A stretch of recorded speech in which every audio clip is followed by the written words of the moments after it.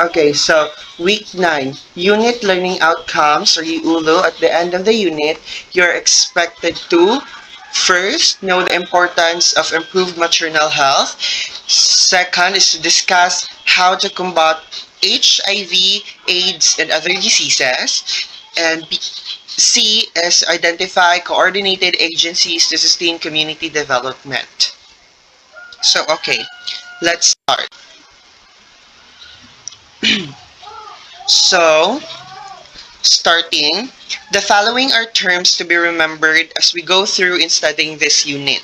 So please refer to these definitions as supplements in case you will encounter difficulty in understanding the personal, community, and environmental health. So let's go first with DOH, or also known as Department of Health.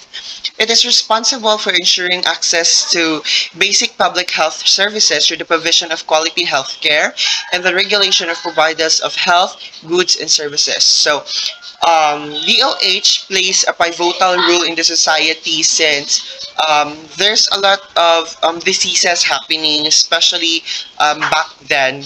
Labaw na katong niabot na siya ang pandemic niya COVID-19. So not only that they ensure the access for the public health, not only that they sustain the health care of the people in the community, but also they also are the media to ensure that there are kanang spreading of bad news or mga fake news. Diba? There's a lot of fake news going around. So, dili lang kay sila ang magkuan sa kanang health sa nasa usa ka society, kundi sila po ang isa sa mga media to kuan nga dili na gud siya mag dili kayo daghan og kanang mga dili importante nga mga butang like kanang di ba since katong sa una kay ang COVID daw kay okay ra matambalan na daw siya mga ginger mga ininit tubig pero wala siya na prove jud na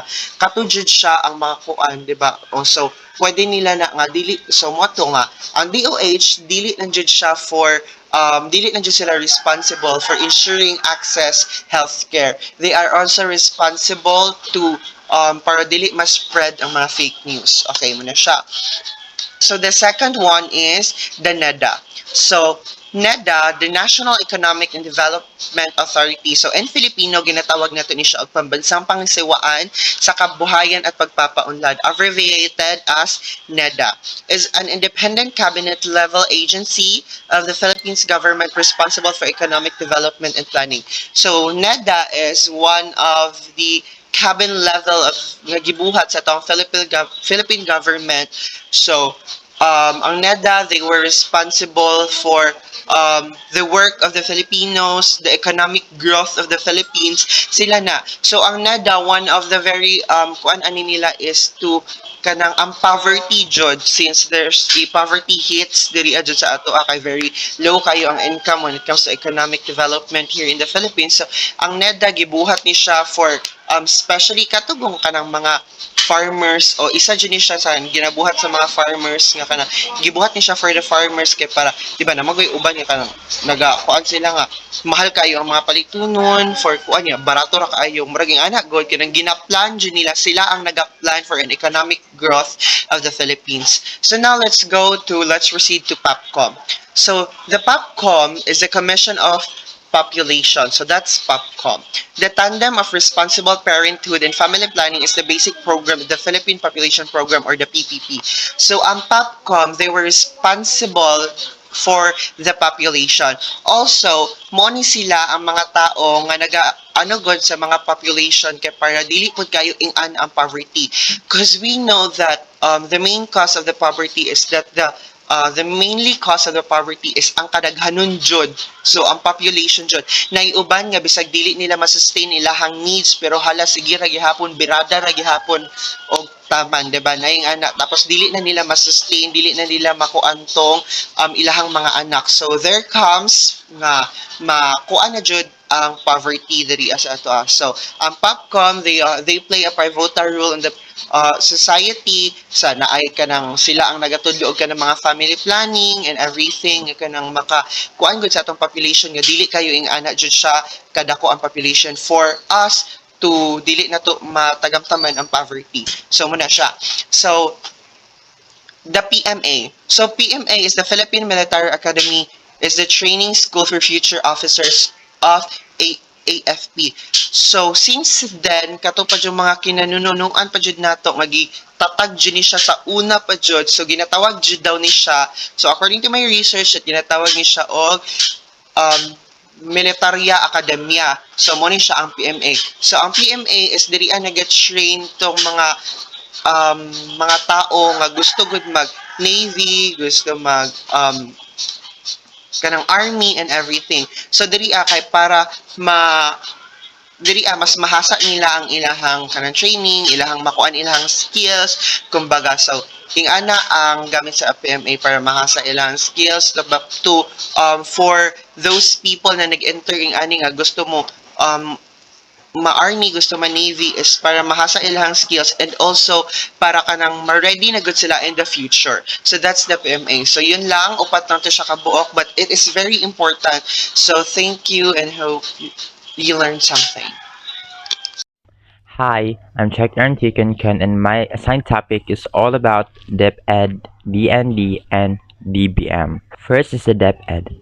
The Department of Education, abbreviated as DepEd, Filipino Kagawaran ng Edukasyon, is the executive department of the Philippines government responsible for ensuring access to, promoting equity in, and improving the quality of basic education.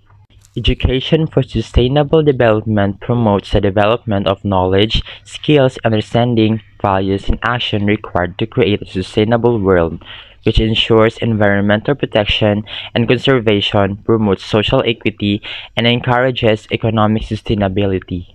So the first responsibility of the school in effective community development is to provide a program that will cause people without regards to age, race, religion, or socio-economic circumstance to come in the school. And of course, teachers as the backbone of the society, they are the role models to children, offer guidance and dedication, and also give young people the power of education. Because of teachers, countries are able to further develop socially and economically. Sabi nga ni Mama Aquino na ang magandang edukasyon ay susi sa mas magandang buhay, and diba it's also a treasure that no one can take away from you. So I bet it all start here. I hope everyone can avail, and I hope everyone can pay.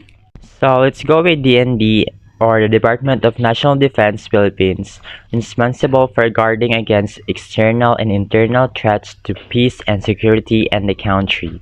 It is tasked with the responsibility of providing the necessary protection of the state against external and internal threat, directing, planning, and supervising the national defense program, maintaining law and order throughout the country, and performing the other function as may be provided by the law. It is also responsible for disaster preparation and management in the country. So last is the DBM, or the Department of Budget and Management Philippines, and is responsible for the sound and efficient use of government resources for national development, and also as an instrument for the meeting of national socio-economic and political development goals. So, ang general function sa DBM is to formulate overall resource application strategy, prepares medium-term expenditure plan, formulation of the annual national budget, and develops and administers a national accounting system, or in other terms, the use of public funds to improve the quality of life of each and every Filipino. So I guess that's the end of my report. Thank you so much for listening. Good evening, everyone. So I am Guendolen Nanca. I will now continue the discussion. So we have PHA. So PHA stands for Philippine Historical Association.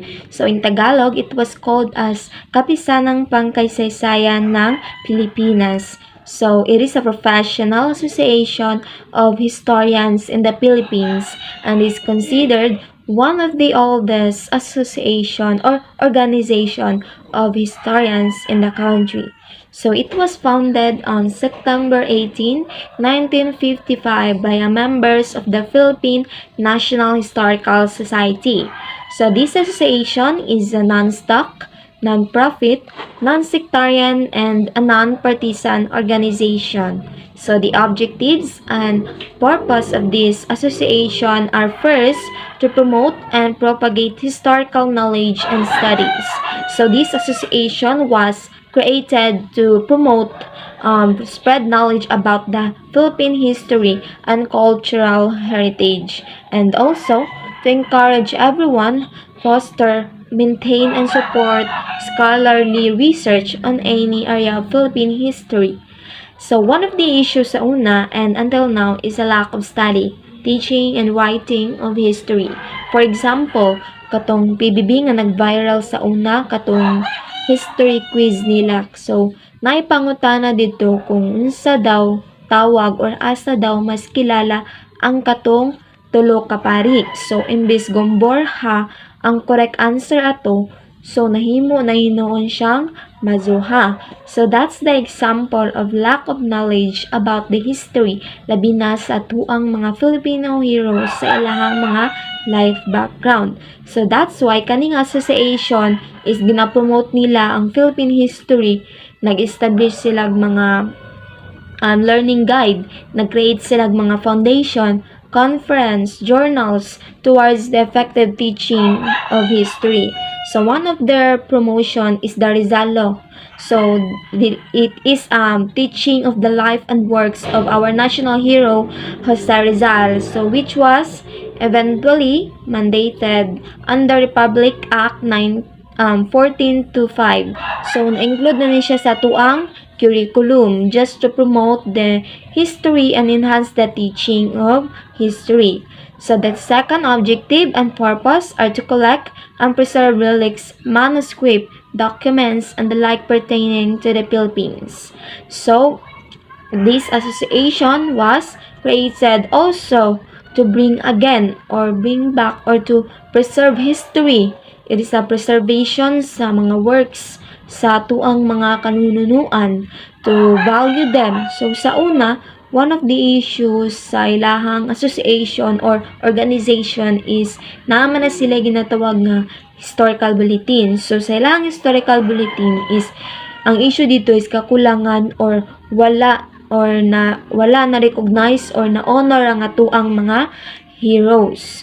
So the third objective and purpose are to undertake any and other activities that will promote the objectives and purpose of this association. So just like what I've said, the PHA is naga-create sila or naga-conduct po sila mga conference, seminars, projects just to promote the study and appreciation of history. So let's move to DILG, also known as Department of the Interior and Local Government. So it is the executive department of the Philippine government responsible for, first is promoting peace and order, second, ensuring public safety and strengthening local government capability, and last, aimed towards the effective delivery of basic services to the citizenry. So, ang mga LGU or ang local government unit is na under ni siya sa DILG. So, ang DILG silang mag-assess sa LGUs to effectively and efficiently deliver services to their constituents. So, sa ato pa, ang DILG ang naga-formulate of policies, plans, and programs to enhance local autonomy, focusing particularly on the administrative, technical, and fiscal capacities of LGU. So, without the DILG avidly pushing LGUs to observe and practice good governance. So, ang ilahang drive for clean, ang ilahang honesty and good governance will not be successful. So, without the LGUs naman, the vision for inclusive growth and poverty reduction is likely to remain far-fetched or impossible jud siya mahitabo. So in short, ang isang matatag na DILG ay tumutulong sa paggawa ng mga matatatag na LGU. So tinabangay yun ni silang duha, DILG and LGU. So one of the program of DILG is the disaster risk reduction and climate change adaptation monitoring. Another is the security, justice and peace, and human development and poverty reduction, and last is the economic development. So let's move to PNRC. So PNRC, also known as the Philippine National Red Cross. So it is an independent and autonomous non-government organizations tasked to help the Philippine government in the humanitarian field and to adhere to the obligations of the Philippines to the Geneva Conventions and International Red Cross and Red Crescent movements. So PNRC became the premier humanitarian organizations in the country committed to provide relief, health and welfare services, or assistance to the most vulnerable people in the country. So PNRC provides these 6 major services, including the blood services, disaster management services, safety services, health services, social services, Red Cross Youth, and volunteer services. So during our high school, we try katong magbayad tag 30 pesos for the membership sa Red Cross. So tagahan dayon tatog card. So kato siya guys, katong membership nato dako kato siya og tabang. So nga naman kay kung if ever man good ma-deads ka og sayo or ma-hospital man or ma-disable ka, so kaning Red Cross tagaan kanilag access sa tanan nilang mga services. So nakaka-free access as long as member ka sa ilahang organizations. So, when it comes to disaster, PNRC naadyo na sila permanente. So, PNRC, nag-provide sila care and comfort to ill and injured service members and veterans, teach others life-saving skills such as first aid and CPR. So, next, we have the improved maternal health to be discussed by the next reporter. So, thank you for listening. So, good evening, ma'am. I'm Paulo G. Selim. So, my report is all about improved maternal health. So, improved maternal health is the 5th of the United Nations 8 Millennium Development Goals, targeting a reduction in the number of women dying during pregnancy and childbirth by 3/4 by 2015, notably by increasing the usage of skilled birth attendants, contraceptions, and family planning. So, ang target aning MDG is para ma-reduce ang early childbirth o para ma-reduce ang number of women nga nangamatay during pregnancy. Kay for example, bata pa sila nabuntis tapos dili kaya silang body nga magdala og baby, so nag-cause siya og death sa isa ka babae. So by that, para matabangan o para malasan ang early pregnancy is dapat na ay sakto nga knowledge ang mga kabataan about anak. So dapat na ay family planning o matagaan ang mga kabataan. Dili naman andyan ang mapungan sa mga kabataan labi na karon kay grabe na mga engagement nga nahitabo. So dapat tagaan sila mga contraception, mga pills, condoms, and etc. So, our maternal health strategy. So, first, develop more effective and efficient national health system. So, importante kayo nga naatay effective and efficient national health system kay para matabangan ang atong mga titantanan nga na para malasan ang early childbirth sa atong country, especially here in the Philippines. O kung effective ang atong national health system, malasan ang early childbirth o daghang mga bata na mga graduate ng dili buntis. So next is motivate young people to delay pregnancy and achieve higher levels of education. So importante kay nga i-motivate nato atong mga kabataan unan nga dili lalim ang pagbuntis og sayo, labi dili pa ready imong lawas na for example you are diri sa muan ni nabuntis 13 years old, dili pa kaya siya lawas na magdala og bata. So nay mga siya during sa iyang delivery same baby so na mga complications na nahitabo og hapit pod nakakause sa iyang death. Ug importante pud kaayo nga i-motivate na to ang kabatanunan nga maabot ta dira nga part sa sunod ug mas i-focus dapat nila ilang pag-eskwela.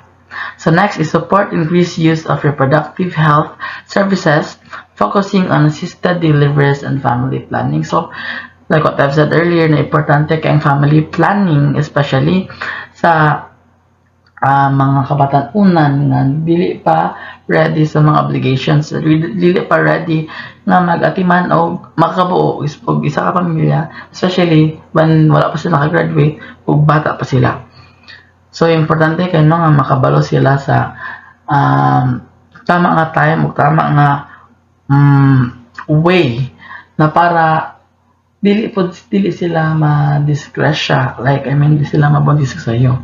O dapat na sila enough knowledge about that. So next is tie financing to performance in maternal health program. So importante kay no na ay exact budget ana kay dili man na ma-apply kung dili ma-disseminate ang mga exact information if walay budget o walay mga tao nga mga naka-assign ana, walay dili maka-disseminate og information about maternal health, about family planning. So importante jud kay ang budget. So ang government mag-provide na o dapat makuan jud na siya sa tanan. So next, lastly, protect poor women from ill health and unaffordable cost and treatment. So importante kay no kung naay mga importante kayo sa tumakaban inhan nga protektahan sila, especially when they are for example mga buntis nga kababaihan, dapat kailangan nila og proper treatment, especially itong mga pobre, dapat dili hadlang ang kapobrehon para makapag-deliver og tarong sa isa nila kasupling. So that's the end of my report, so thank you for listening. Bye. Hello everyone, good day. So I am Jezrhael May Cabo. So this is my assigned topic. So the topic is all about combat HIV/AIDS and other diseases. Combat HIV/AIDS and other diseases. MDG 6 aims to combat HIV/AIDS, malaria and other diseases. HIV, malaria and other diseases have a direct and indirect impact on rural development, agricultural, productivity, and food and nutrition security. At the same time, food and nutrition insecurity and malnutrition can increase vulnerability to disease. So kani siya is nag-aim ni siya na malasen ang mga diseases just like sa HIV/AIDS. So usually, present ni jud ni siya sa isa ka community. So in order to prevent, kailangan nato ma-educate ang mga tao. The question is, how can we combat HIV/AIDS? So we can use strategies such as abstinence, not having sex, never sharing needles, and using condoms the right way every time we have sex. And sa malaria is usually magikan siya sa lamok. So kita nga nagpuyo sa isa ka community, mag-initiate ta na maglimpyo sa atong palibot and bawasan nato ang magpundo og tubig sa mga gagmay nga butang kay usually dira magikan ang lamok and then maonay ka nang magka-cause og dengue or malaria. So next is, why is combating HIV and other diseases are important? So HIV/AIDS and malaria and other diseases not only threaten the lives of millions of people around the globe rather. So they also hamper economic growth and international development. So they not only bring tragedy to one person but to be the entire community and country as well. Next is ensure environmental sustainability. The natural resources, base, and ecosystems must be managed sustainability to meet people's food requirements and other environmental. So social and economic needs, climate change, increased water scarcity, and conflicts over access to resources all pose challenges to environmental sustainability and food security rather. So hunger and poverty often compel the poor to overexploit the resources on which their own livelihoods depend. So strategies, policies, and institutions for conserving, protecting, enhancing Natural resources should be threatened to provide an enabling environment and should be based on the specific resources countries face in any given location. So this means that atong natural resources, just like sa mga rainforest nato, is naga-maintain para ma-balance and ma-meet nato ang mga needs and sa sustainability just like sa food and others. Also, kani siya is naga-increase ni siya mga water scarcity, climate change that we experience.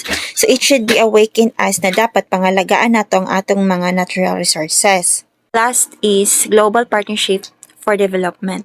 The Global Partnership for Effective Development Cooperations is a multi-stakeholder platform to advance the effectiveness of development efforts by all actors, to deliver results that are long-lasting and contribute to other achievements of the Sustainable Development Goals SDGs. So kani siya is naga-support siya practical implementations of effective development cooperations principles. So promotes natural accountability and works to sustain political momentum for more effective cooperations and partnerships. So a global network using data to achieve the sustainable development goals in improving lives. So fighting inequality and promoting environmental sustainability. That's all. Thank you.